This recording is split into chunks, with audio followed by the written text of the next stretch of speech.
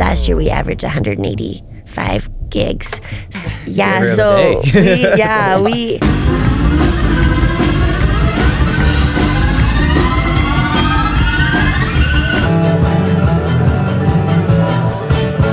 our summer times are busy schedule, so we average anywhere from 5 to 7 gigs a week.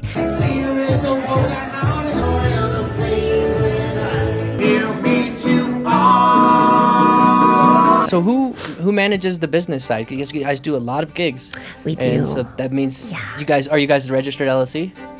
We are not. Oh, why not? Yeah. Well, just between you and me. But it is a kind of full-time job at times.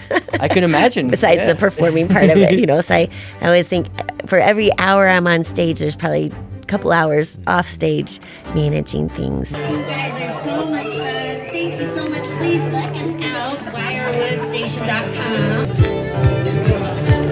So we got an Amazon bestseller on the show right now. Let's go. I love it. In my book, I kind of walk a band through the basics of just getting going, like how to find musicians, where to find musicians, how to network, formulating a stage plot, the equipment you want to get, maybe hiring a sound engineer to dial in your sound if you're not familiar with it. Of course, the marketing aspect of when you are booked at a venue, you need to make sure that you're promoting them as much as you're promoting yourself. Make sure you have a niche. I always wear cowboy boots, market yourself because you are your product. Yeah. Ego is not your amigo. You have to have a little bit of an ego to be able to stand up in front of a crowd. For sure. But I think there's a difference between confidence and cockiness.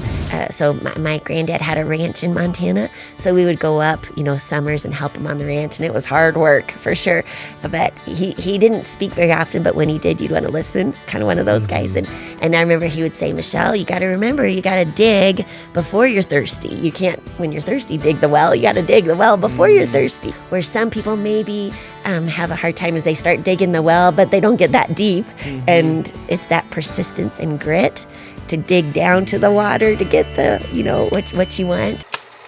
Welcome to the Colorado Springs Business Podcast, where we discuss business principles and provide real-life insight into the lives of everyday business owners and entrepreneurs. If you're watching on YouTube, make sure to subscribe or leave a review wherever you might be listening. Our sponsor, Planet Duct, is an awesome air duct cleaning company here in Colorado Springs and across southern Colorado. Planet Duct is a premier air duct cleaning company to help you with all your air duct cleaning needs. They are top-of-the-line professional with some of the best air duct cleaning trucks that you can find. Brandon Kirk, who has also been on the show and been a longtime sponsor of this show, really knows what he's doing, and he manages a tight ship. He makes sure to get the job done and get it done correct. So check out planetduct.com if you have any air duct cleaning needs. Our next sponsor is Recon Marketing. They will help you with all your marketing needs, whether that's SEO, content creation, social media management, web design, and everything in between. Welcome back to the COS Business Podcast. Today we have a very special guest today. We have Michelle Edwards with Wirewood Station and a recent author as well. Michelle, thank you so much and welcome to the show. Well, thank you so much for having me. It's a privilege to be here. So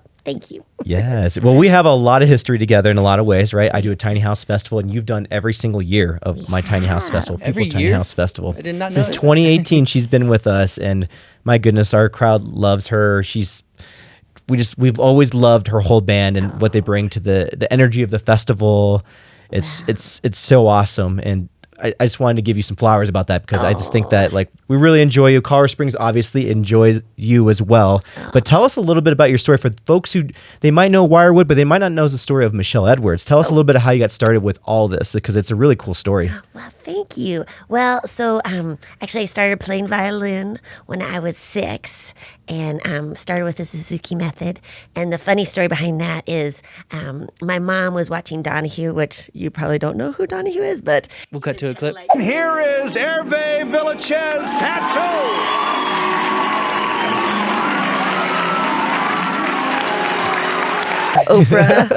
Oprah of a long time ago.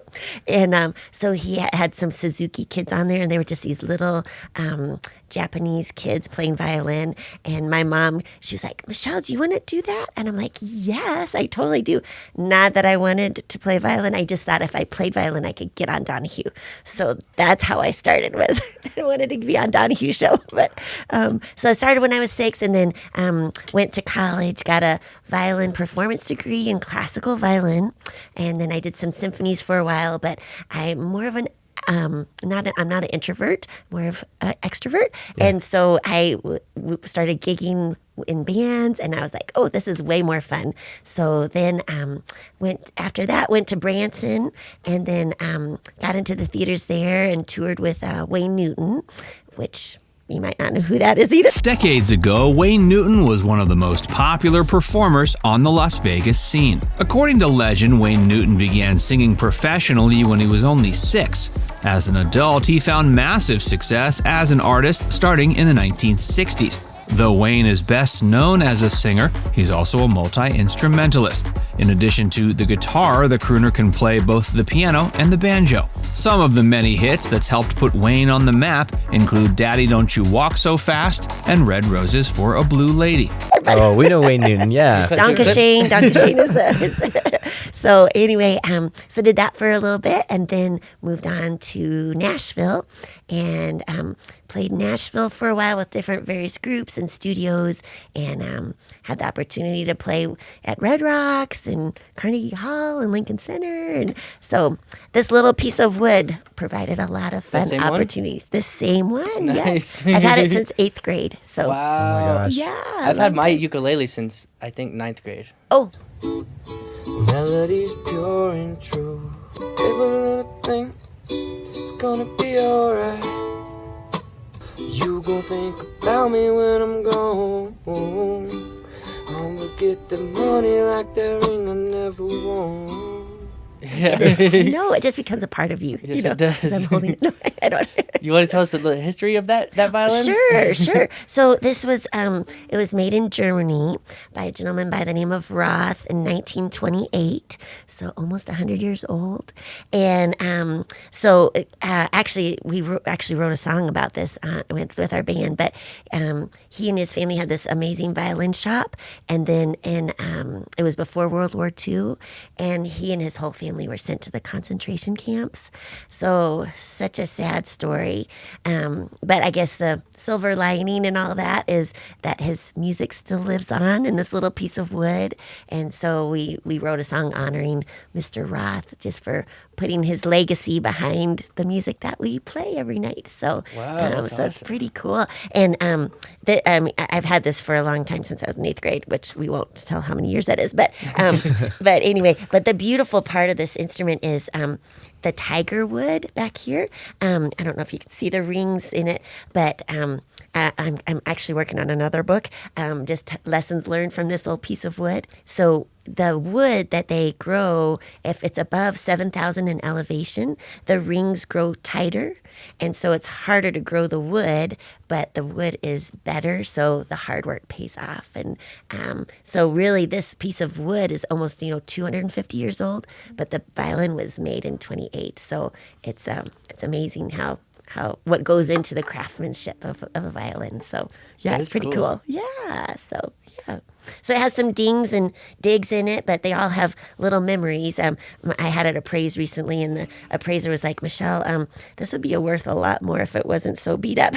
Oh, yeah. But I was like, you know what? That's like how life is. Everybody has a story. We all have dings and little scratches and scrapes, but that makes us who we are. So can make the music sound sweeter. So And hey, as you guys grow as a band, it'll be worth a lot more too than what it could have been. That's right. I like the way you think. Good point. Michelle Edwards played that.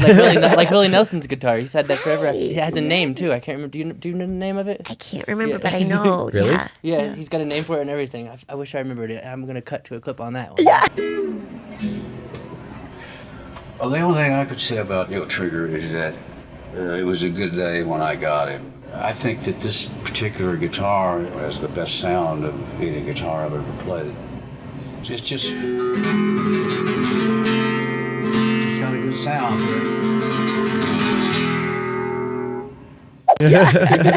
Well, I named mine Mickey Mickey. And the reason why is, actually, I wrote a song about that too, but Mickey gave me my fiddle hickey.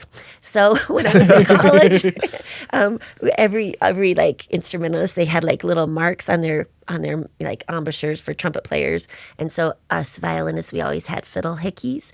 So unless you were in the music school, you thought, oh, she got around a little bit too much. So the story behind that is I had a crush on this boy in college, and he was kind of like the stud of the campus. And so we went out for pizza one night, and then he never called me back. And I was like, I thought the date went great. And then come to find out, my roommate did a little investigation, and he was like, I really don't want to date a girl who already has a hickey on her neck. So Oh, dang. so my little Mickey gave me my fiddle hickey is, I gotta throw that out there. So It was being a possessive boyfriend. it was not wanting me to spend time with anybody else. So anyway, it's kind of funny. Gosh.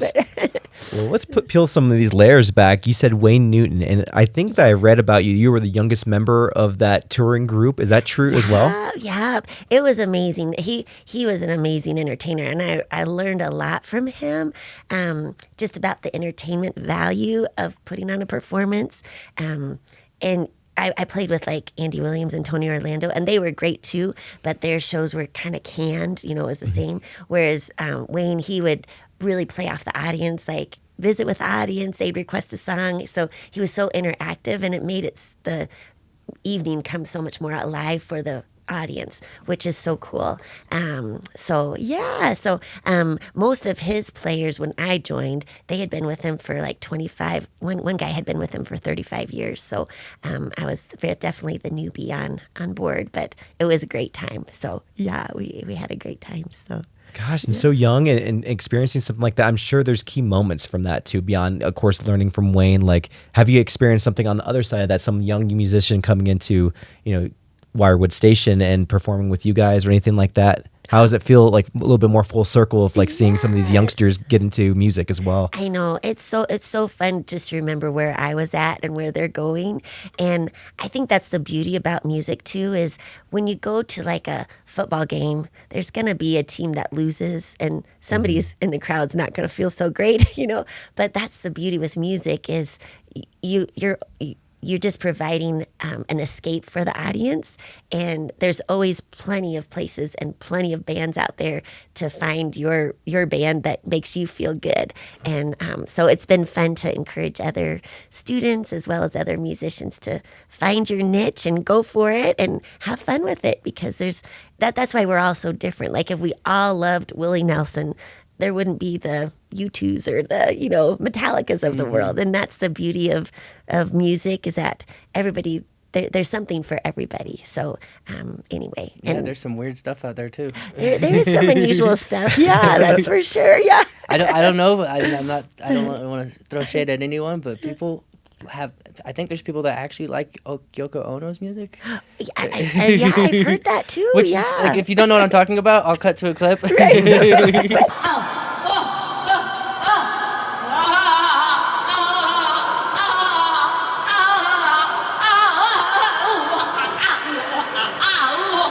Right.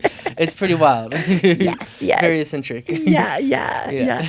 I think for us with Wirewood Station, we try to play a little bit of something for everybody. Yeah. So, and our band is so eclectic. We have James, our bass player, who has a metal background, and then of course me on the other end that has a classical background. Yeah. So, and then everything in between. So, we do a little bit of Metallica, as well as we do some Johnny Cash and Chris Stapleton. So we always say we're kind of like the Colorado weather. Just wait a little bit and we'll change the genre for you. Yeah. And something for everybody.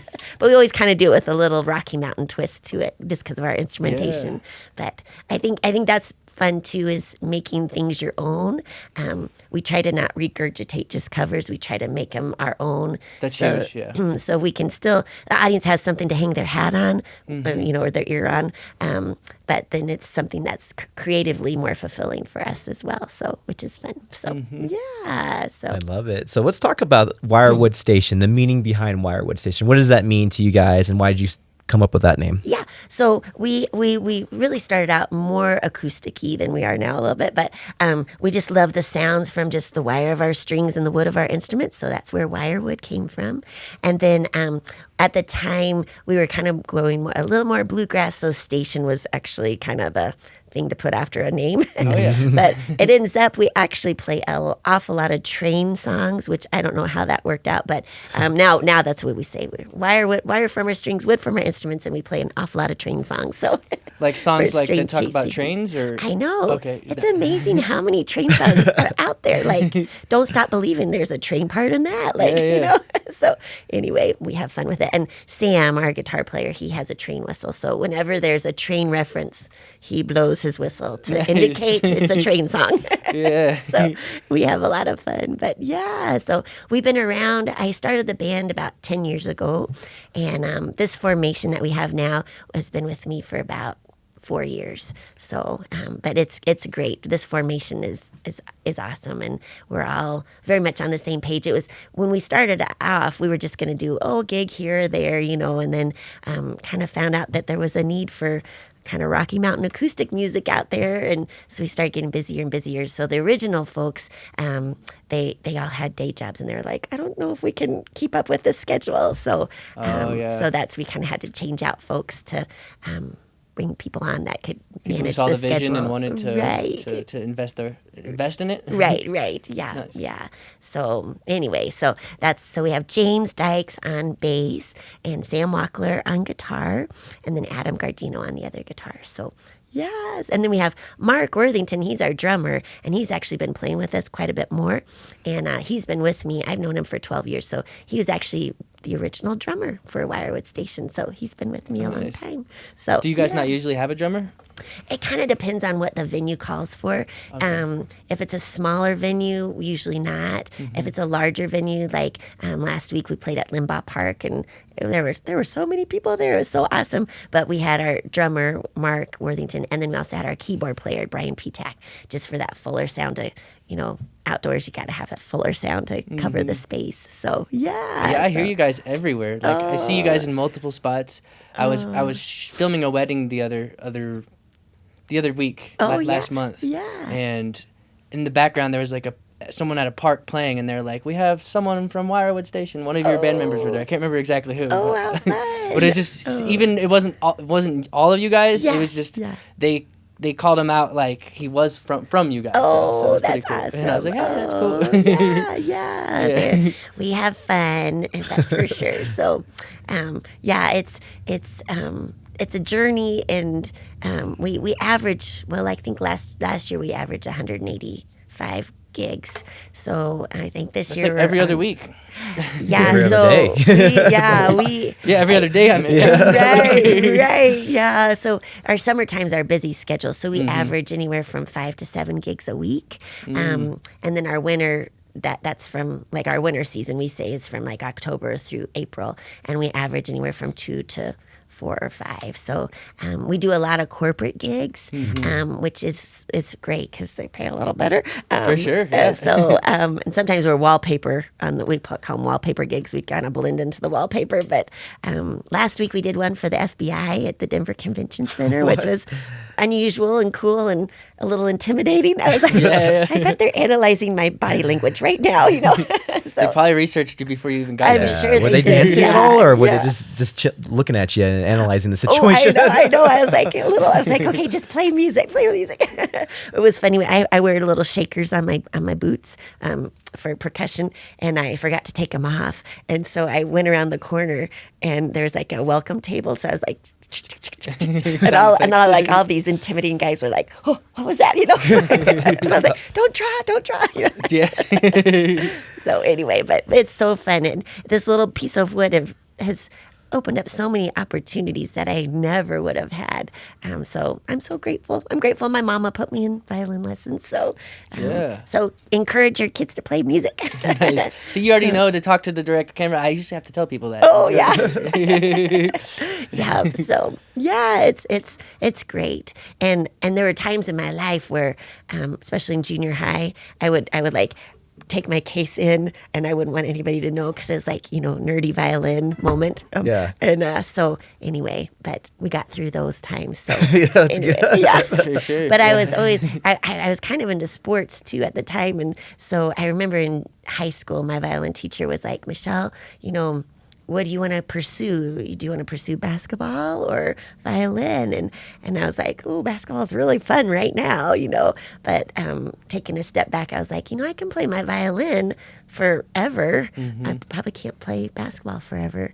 And I wasn't that great a basketball player. So I thought, well, maybe I could get a scholarship with violin. So so that worked out. So, but so that's the beauty of music. You can start it at any age and you can play for as long as you want. And you'll never play all the music out there. It's kind of like reading books, You'll always have an opportunity to learn more songs or write more music. So yeah. Yeah. So who manages the business side? Because you guys do a lot of gigs. We do. And so that means you guys are the registered LLC? We are not. Oh, why not? Yeah. Well, just between you and me for taxes. But I'm the manager, so I handle the contracts and making the contacts and booking the gigs and the website and That's all you, huh? Instagram. Yeah. That's awesome. It's a one-man band on that side of things, but So how does that work if you're not an LLC? Like, you guys just split the? If you don't mind getting into that. Oh yeah. No, we just split everything 4 ways. Okay. And kind of like contractors, I guess. Yeah. So just pay them a 1099, and I get 1099s, and so we just split everything 4 ways. It works out pretty good. So Nice. yeah. Yeah, so I think it would be smart in lots of ways, though, besides taxes, to have an LLC, because if you guys, it just protects you guys, like if something happens. I know, you are right. I do have some canopy insurance over the band, so Okay, that's so good. I kind of Nice. have that covered. Oh, wow, But that's interesting. yeah. How would, like, someone who's starting a band, like, is that what you would recommend for them to do? Well, probably so. Yeah. Okay. Yeah. Definitely get some canopy insurance. They have canopy insurance for bands and events, and I just did it online. But yeah, I pay a monthly fee for that, and just in case, it's you never know in today's world. Yeah. Yeah. So do you manage that through like the accounting and finances through like QuickBooks? Yeah. Okay. Yeah. So I do QuickBooks, and then it's real simple at the end of the year. Just Nice. they do the 1099s, and Yeah. But it is a kind of full-time job at times. I could imagine. Besides yeah. the performing part of it, so I always think for every hour I'm on stage, there's probably a couple hours off stage managing things. So it's it's hard work, but it's worth it, So I'm sure. especially when you love what you do, it doesn't feel like work at times. There's times it does, but Yeah, for and, overall. and for your other job, what is that you do? Does this help with that job? Well, so my day job is I'm a loan officer for a mortgage company, and it's a little slow right now because of the rates. So, but it kind of works out good for Wirewood Station. So I kind of I can ramp up. Like during COVID, interest rates were so low and there were no gigs. So I was like, oh, I'll just ramp up mortgages, and now so it's kind of a good plan A and plan B for me. So and it offers flexibility since it's a commission only gig, So so that's good. So Yeah, and I would say mortgage loan officers are a lot like business owners too, they are because you got to manage everything. You got to find all the leads. You got to be the salesperson. And I was just because I knew you were a loan officer. I just wanted to have you say it. Oh yeah. But I could imagine, like, because you're doing networking. I see you doing networking stuff. But usually you're playing music at the networking too. So I know it's always my tagline when I'm in the mortgage world. I'll say I'll serenade you through the mortgage experience. But back to networking. I think I have a little book out. It's called How to Break into the Local Music Scene and Make Money. And I think a lot of my business experience in the corporate world has helped develop for a business for music. And I think where some bands might have a weakness is sometimes they're so creative, they want to get their music out there, but then the business side of the music kind of lacks a little bit. So back to networking, I think networking is key for any business if you want to get your name out there. And it's just really building relationships. And I think it's a giver's game. You know, if you're giving to your community gives back to you, which is the beauty of, I think, Colorado Springs too. Yeah. I know sometimes some other cities are more transactional, but I think that's the beauty of Colorado Springs is it's very relational, and I think that's why we're such a cool city to live in.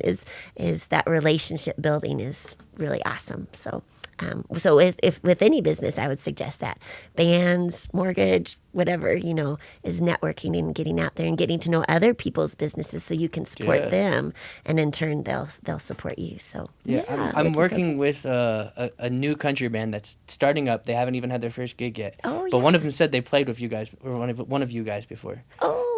He's played with a few other people. He said Cheap Trick, he's played with them too. So nice. So yeah, I'm working with them. So I'm like, nice. well, I'm thinking when I'm interviewing you right now, it's like, what could I ask you that could help them out? Do you have any advice for them specifically? Well, so in my book, I kind of walk a band through like how to, like the basics of just getting going, like how to find musicians, where to find musicians, how to network, the basics of like formulating a stage plot, the equipment you want to get to, you know, you really need to invest in good equipment. As you know, you need to have quality equipment to produce a quality product, and maybe hiring a sound engineer to dial in your sound if you're not familiar with it. So those kind of things. And then of course the marketing aspect of when you are booked at a venue, you need to make sure that you're promoting them as much as you're promoting yourself.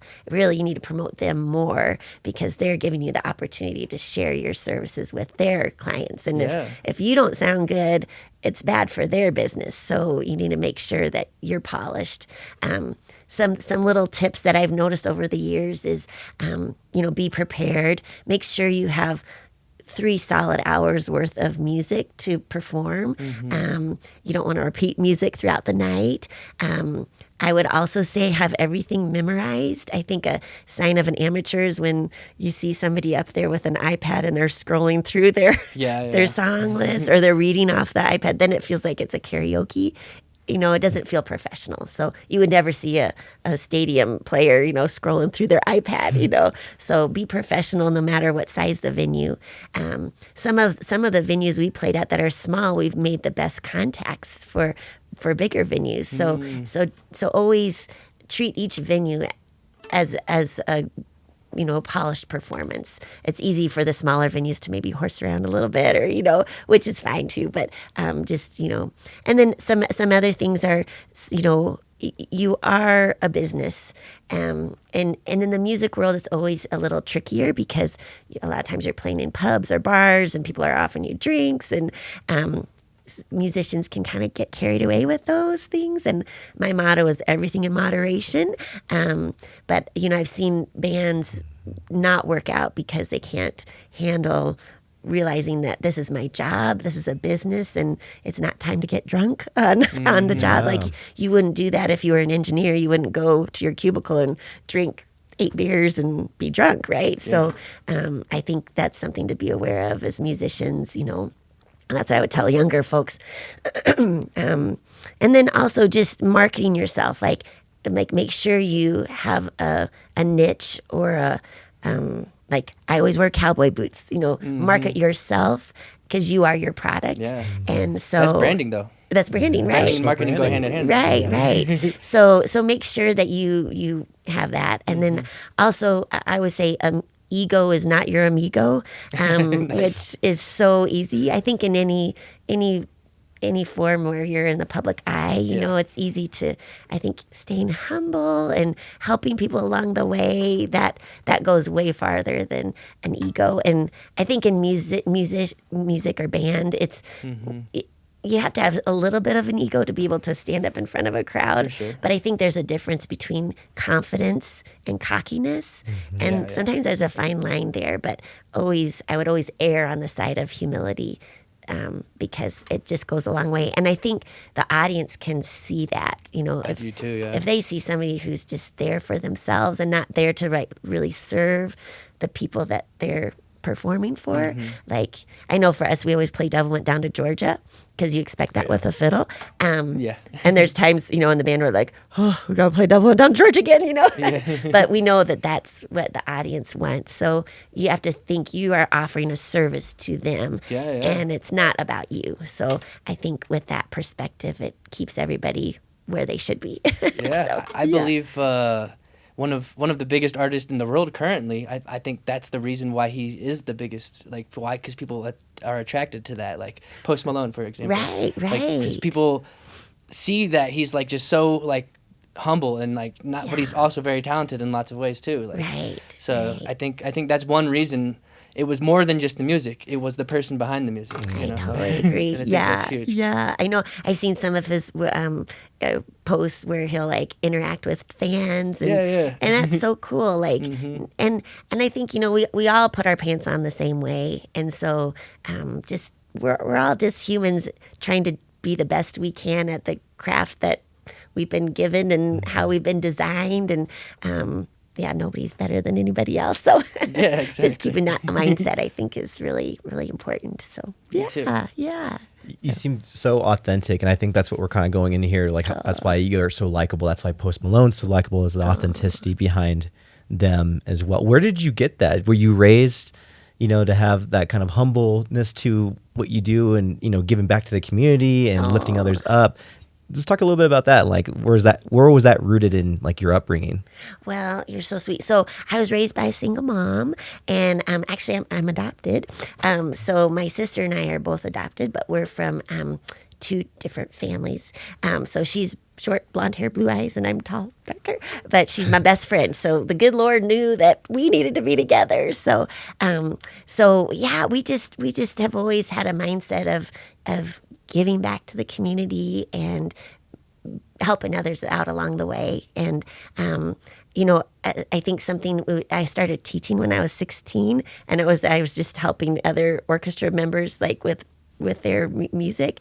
But it's amazing how much joy you get by giving back. Like, I remember at 16, there was this one student, and she hadn't played for very long, and she was struggling, and we finally worked out a piece for her. And I was like, that was so much fun to see her succeed, and that's when I kind of got the bug for, like, it's way more fun to give than to get. And then just seeing students along the way. I used to have a 60-student music studio, and I remember one of the moms came up to me, and she was like, you'll never know how much it's been to have music, because her son was introverted, not really good at sports, and music helped him come alive and helped him find who he was. And that's just so rewarding, at the end of the day. That's worth it all. So but anyway, I think it's working in a lot of ways for you. Like, the community here loves you. Monument, like the greater Colorado Springs area, just loves what you guys are doing. They bought into what you do, and the promoters like me and other venues that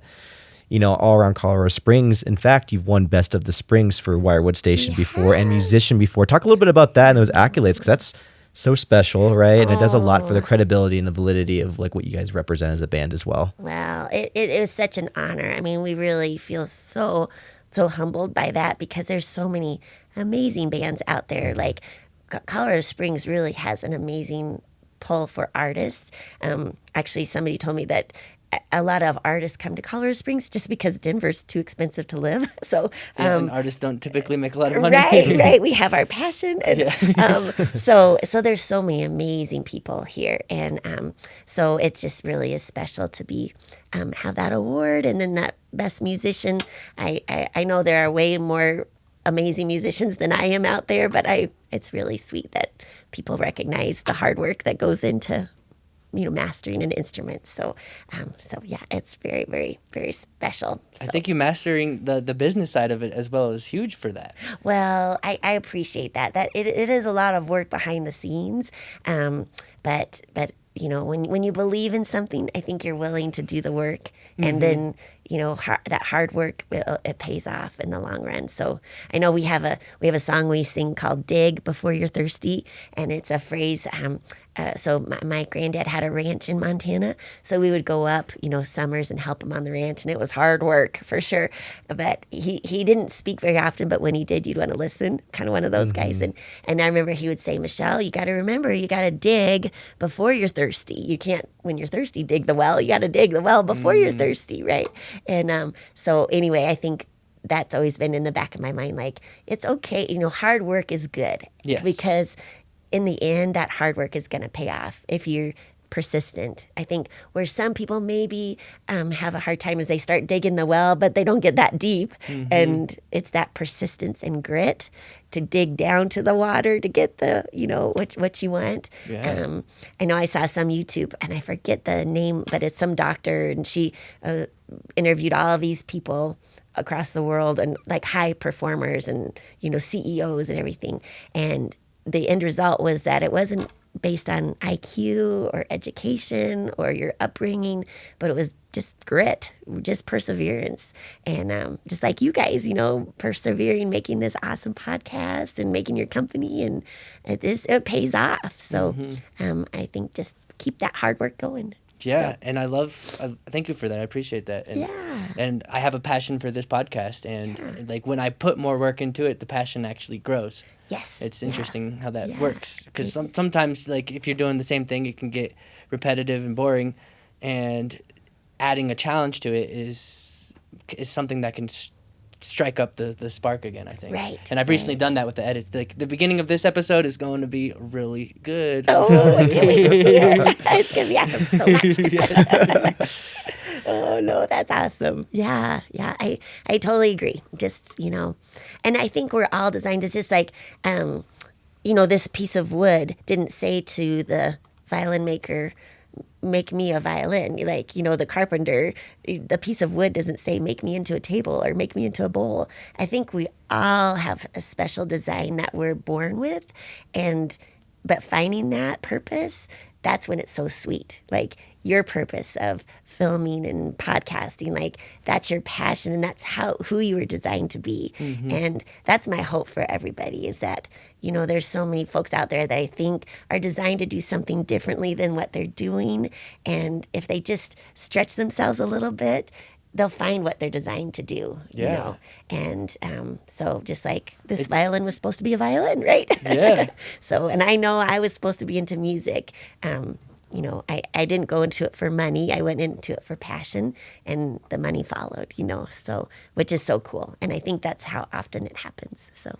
Yeah, it can be scary too. A lot of people taking that leap to jump into doing what they're passionate about. Because I wasn't always doing this. I was doing stuff that's not fun, like putting on gutters on houses. Right. I mean, that's a necessary job though. And my brother, he loved it. Like, actually, he was always mad. But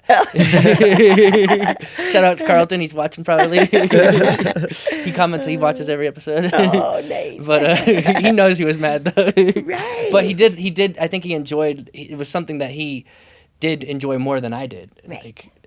So he even but started. Probably you learned from that. Yeah. I think even in those situations where you're like, I wasn't designed to do this, but you can take little things from that. Like, oh, well, now I know for me, I was always wanting to do music, but I had to do some business things just to help pay the bills. So, but I was able to take those little parts of marketing and business to implement it into the band to. So you can always learn in any situation I think you're in. And I think having that mindset, okay, what can I learn from this? Even though it's hard and it's not what I want to do, what can I learn from it to implement it into your passions? So, yeah. And I was working on that business, or doing the gutters while working on my business on the side, like trying to get it started, figuring out how I could do this, because I had the idea that I wanted to make filmmaking my career, and then I was like, I've always been entrepreneurial at heart, and I was like, how do I make this into a business? Like, instead of just going and finding a job, because I thought I would have to have like experience or college or something for someone to hire me. Right. But I was like, well, I can just start a business and get people to hire me myself. It's a little different, because I've realized after starting a business, finding someone to hire me with like low experience at the beginning would be just like, finding a client, like it's the work you got to put in no matter what. And like, so I've learned things from even doing the business side of this. And I do have to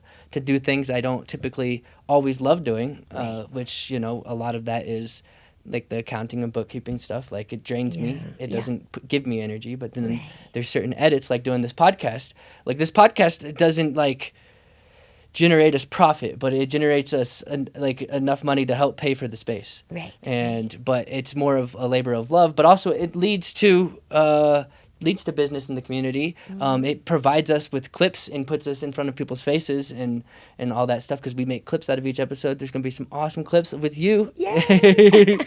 And and I know you said like, being humble is important, but it's that fine line. It's hard to because you have to be proud of what you're doing. And like, how do you be proud and like appreciate what you're doing while also being humble? It's like that's a balance, because we make some awesome stuff and we do some awesome things, I think. Well, and I think it's how you approach it, that mindset behind it. Like, I'm proud of this. This is really cool, rather than like, I'm so great. Like there's a difference in that that way you process that. And like, I think you can be very proud of your accomplishments. And I think also when there's hard work behind it, people notice that, and they don't think it as being cocky, but they think of it as like, wow, he's worked hard to get to where he's at, and we're proud of you, right? Thank you. And so I think it's just how you approach it. But I think people see too, your heart behind it. So, which is really cool. So, and it goes back to the thing you're talking about, the Springs being relational driven. Because this podcast gives to the community, and I actually think it would be cool to start paying guests to come on, which would be insane, because we don't have a budget for that. Well, but I don't think we have to right now, but I think it would be cool. Well, and I think people so appreciate you giving to the community, and it's just like, I always think what goes around comes around. If you're a giver, you're gonna people will see that, and they'll recognize that, and your professionalism and your hard work behind it, that they'll be like, oh, we want him to do this event or whatever. That's exactly how it works too. It's like when we have guests on the show, like I've had the country band that I'm working with, that they just started this band. He used to do a metal band, but he owns a fencing company. Actually, drop his episode clip right here. I'm watching you. All you guys that are doing this, I'm keeping track of you. Yeah, for sure. Yeah, no, I keep track of all that stuff. That's good. So, have that record. Yeah, because I get people who do the same thing. They try to contact me, and it's like, oh yeah, look who it is. No thanks. And that's because he's been on the show before, and when he needed video services, because he for his business, for his fencing company, he holds up his phone and he holds up his phone and like he advertised for himself. He doesn't hire videographers or marketing companies. He does a decent job at doing that for himself. Sure.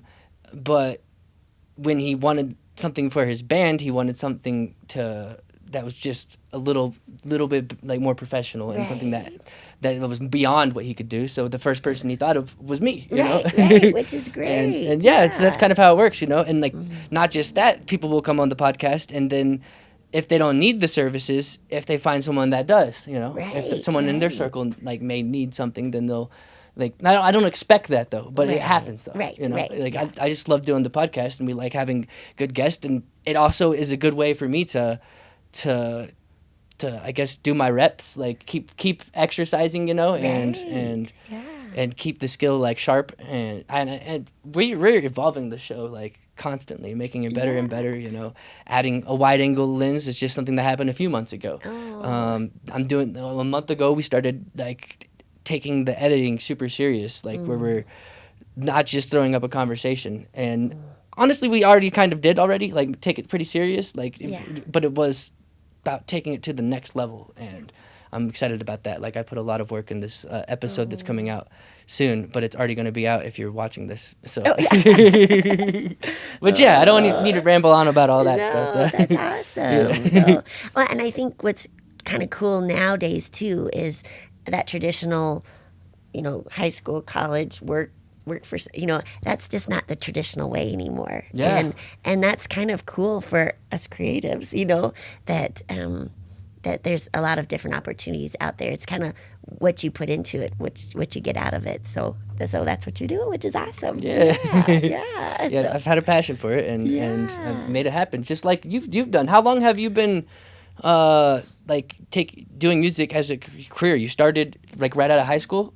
Yeah, so I think my first paid gig I was 15, which I don't know if that counts, but in college I started playing with symphonies, Greeley Philharmonic and Cheyenne Symphony.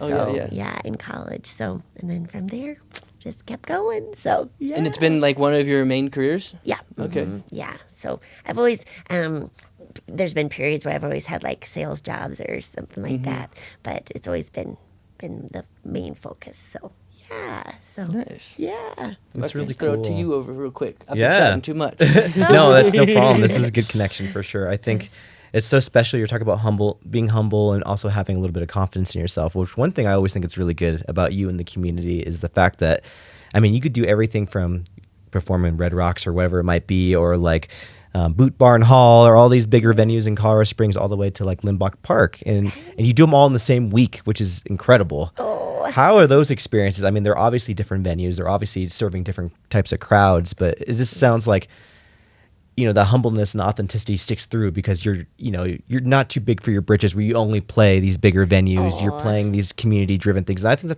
that's so special. So like unpack that for us. Like, why do you guys do all these different types of venues, bars and all these things as well? Well, I think I think the guys in the band really make a difference too. We really enjoy each other's company. They're my brothers, really, from another mother. So we have fun in and of our little unit, and we enjoy spending time with each other and making music. So that's helpful. I love with different venues. I like Back East Bar and Grill or Abby's Pub or Atmosphere Gastropub. I really want them to succeed. And if we can be a little part of that to help get people there, it's a good feeling, to help others out. And in turn, they help us out. So anyway, we love playing music and we love our community. And we're just thankful for the opportunity. I know after COVID, I think before COVID, we might have been like, oh, take it or leave it, this venue. But I think after COVID, it just really taught us to appreciate every opportunity we get to play. Because never know when that's going to be taken away from you. So that's kind of cool. Yeah.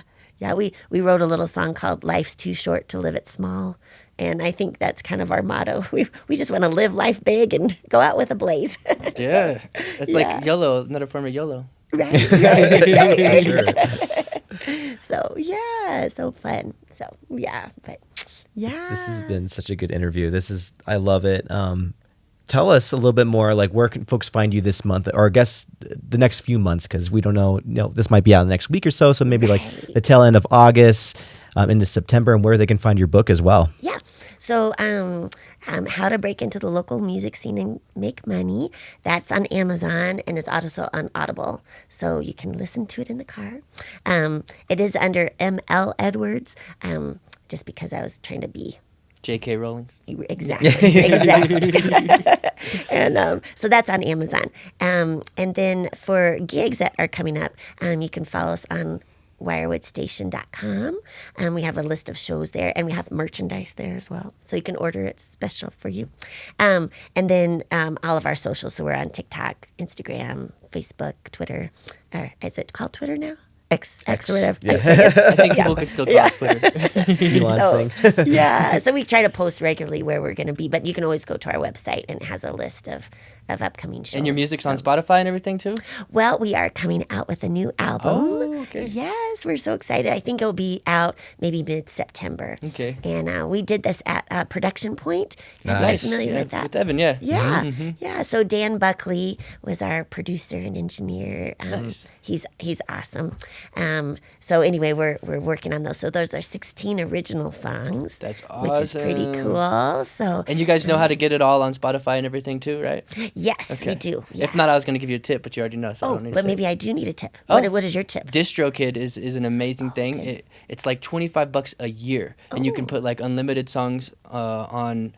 It'll put it on Apple Music, Spotify, like every streaming platform that you need to, and it's just an easy way to do it, and you can even split revenues between the band members, where it like directs right to them. And nice. there's just it's really a great tool for artists. And if you're navigating music in 2023, it's like the spot to be to release your music on streaming platforms. I believe, it kind of cuts out having to have a record label. Right. And I think record labels have a bad rap, and it's for a good reason, because they stole from artists a lot. Right. And you can be the people behind it, making and get the money that you deserve, and not get most of it taken away by a record label by using things like DistroKid or CD Baby. Yeah. But DistroKid's the best one. Yeah. Even the previous founder, or the previous CEO and the founder of CD Baby, which was a service that helped do things like that, he even has a testimony on DistroKid, because so saying that it's better. That says a lot.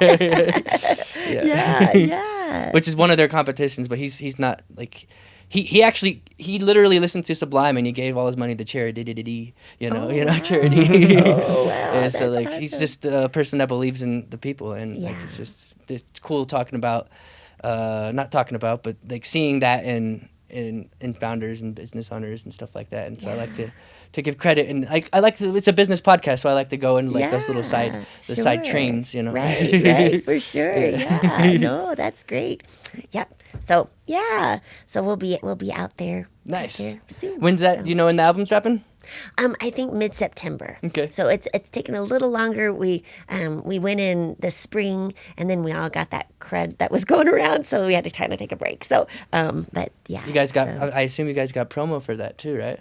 Yes. Yeah. Yes. Okay. So, Nice. Good stuff. But we might be looking you up for some more. So, yeah. I was just imagining like a smoky like trailer, or not trailer, train. Train, Some things going on to get creative with it.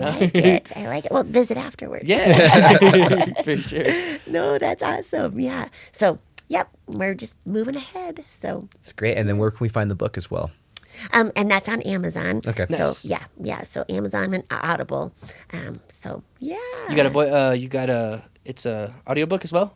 Yeah, audiobook. That's how I'm a listener, not a reader. So I am too. Yeah. Yeah. So yeah, I hired this guy. He has a great audio voice. Yeah. So for it, To read it, yeah. Much better than mine. So I think it's huge to have a audiobook out that goes with the book, because you can actually grow your book and blow it up and be an Amazon. And is it an Amazon bestseller yet? It was an Amazon bestseller in the spring. Nice. So, And you always got, when you promote that book, you promote it as an Amazon bestseller. Yeah, Even if it was just for one little category, that's little badge that you got there. Right. Yeah. So it's just a little marketing, to help push it. Right. So we got an Amazon bestseller on the show right now. Let's go. I love it. Yeah, That's awesome. No, it was a process. It was my first time writing a book, so where you're kind of learning as you go. Yeah. But now I'm kind of like, oh, I can do this again. So so working on another one. I'm gonna listen to it, and I'm gonna leave a review. And I appreciate that. That would be great. Those reviews are huge. Yeah. So, Yes. yeah, as you all know, that's one way we can show love to one another. Speaking of business side of things, is those reviews. They're just like public recommendations, and I know I Google. So even for our band, we have a review page for that. Yeah. So that's one of the things in the algorithm that help push it up and get it recommended to more people. Right. And more people can see it, and they can find it, and it can be recommended to them, and next thing you know, you're making $10,000 a month just off your book. Right. And that's a possibility. I know.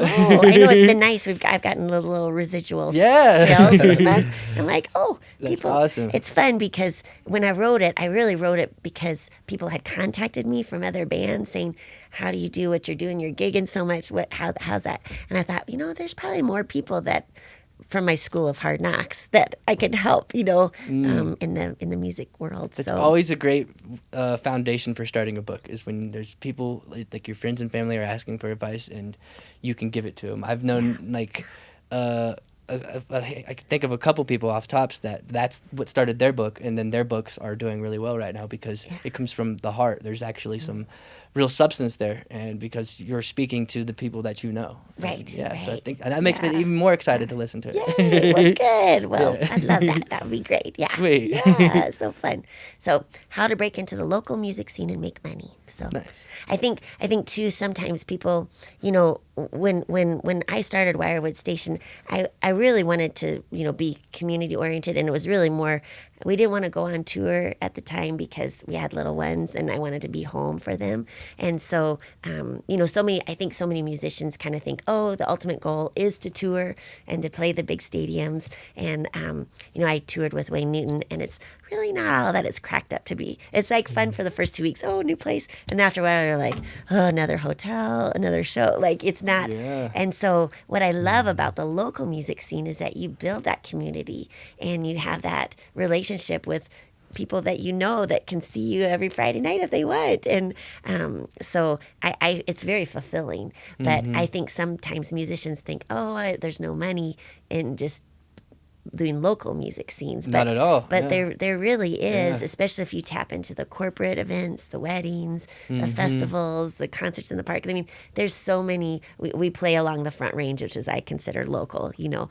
But it's amazing all the places that are really looking for quality music, and they'll pay you for it. So so it's been, and it's also fun to, as a business owner, to support, to know, like the guys in my band, that they're helping their families, you know, with the income that we're generating. So it's kind of just a win-win for everybody. So Yeah, you don't have to be famous to make a living. I mean, to be successful at music. Like, if you're a musician that's like struggling right now and you have that big dream, I think it's important. Like when I was doing music, my biggest goal was, how do I make $50,000 a year off of this? Right, you know, like right. that. Even though I may not be some big artist, that would be success for me. Right, You know, right. or something like that. Like that's just a random number. Right, You know, right. that No, was for sure. That was like 10 years ago, so inflation put that up a little bit. Yeah. No, But yeah, but so it's like there's- if you can make a living, then that's success to me. And like people Right. overlook that step. You're right. Like Right. people forget. Like they just think it's from going from nothing to stadiums. You know, and it's right. not. There's so much more in between, and there's so many ways. Like, There like you are. could be really successful as a musician without being some famous person. you know? Right, right. You really can. And I think too, sometimes, you know I love going to mom and pop restaurants. I'd much rather go to a mom and pop restaurant than like a chain.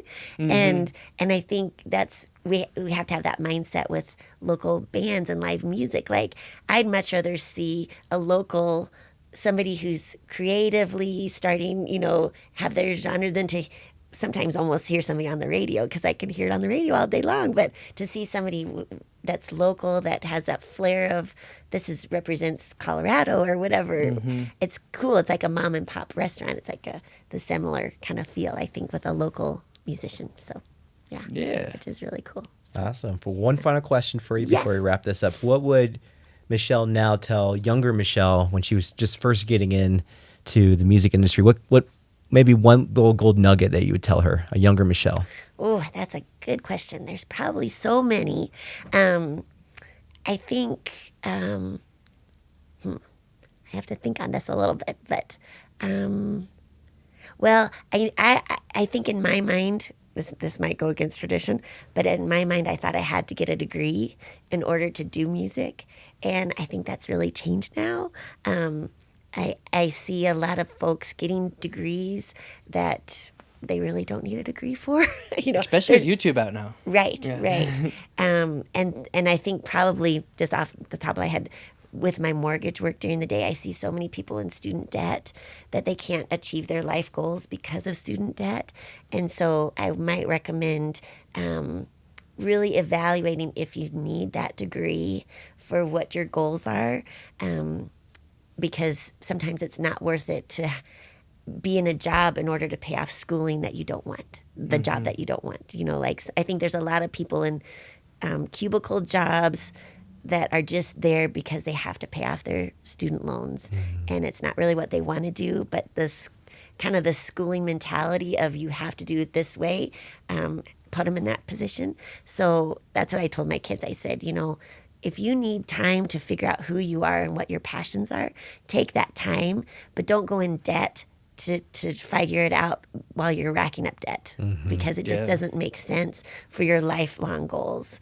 So that's not really music related, but I think that's something that I would tell my younger self. Thankfully, I had a scholarship, so I didn't have debt, but my hubby, he had a lot of student debt and that we had to pay off. And it was for a job that maybe he wasn't really designed to do, but he stuck with it because he was like, I got to pay off, So anyway, I would just say to that younger generation, really evaluate that. If you want to be a doctor, yes, go to college. If you want to be an engineer, yes, go to. But for some of us that, I know when I went to Nashville, nobody cared if I had a violin performance degree. They were just like, here, play this song. And if they liked it, you got the gig, right? That's how it is with art, with all art. I feel the same way. And I'm glad that I saw that coming out of high school because I know so many people who have gotten like racked up to like $100,000 in debt to go to film school, and there's just so many other ways. And I think that's important. Like what's cool about film school is like you get to play with all the really big expensive gear. Right. Like, there's some cool things. There's a time and place for everything, but I think there's ways to go about it where your quality, your goals in life don't have to be put on hold for 10 years while you're paying off debt. So. Yeah, I agree. Yeah. And I think that's for like the arts fields. Yes. Specifically. Yeah, for sure. Yeah. And I'm sure someone could probably leave a comment disagreeing with us, but that's fine. And that's a beauty too. I think, we all have, just like we love different music and we love different art, I think that's where we need to get to the place where it's okay to agree to disagree. And that's okay. We all have our own background. We all have our own stories. We're who we are because of those things. And if I, say something that you don't agree with, that's okay. You don't have to agree with me. But maybe my story is different than your story. So for sure. So anyway. Oh my gosh. Deep Thoughts with Michelle. No. Now that we're going into the segment called Deep Thoughts with Michelle. MK Edward or ML Edwards. Awesome. Well, this has been such a great episode. Thank you so much for coming on. Thank you. We'll put in all the information pertinent to getting in touch with you, Wirewood, your new book. We're so excited for you and your journey. Thank you so much you do for our community. It really means a lot. We can find you anywhere. Everybody sees you everywhere. When we mention your name or Wirewood, people know where to find you all over, but we'll make sure to include that as well. And thank you guys, and we'll see you guys on the next one. Sweet. That was good. That was really good. Thank you so much, guys. That was a good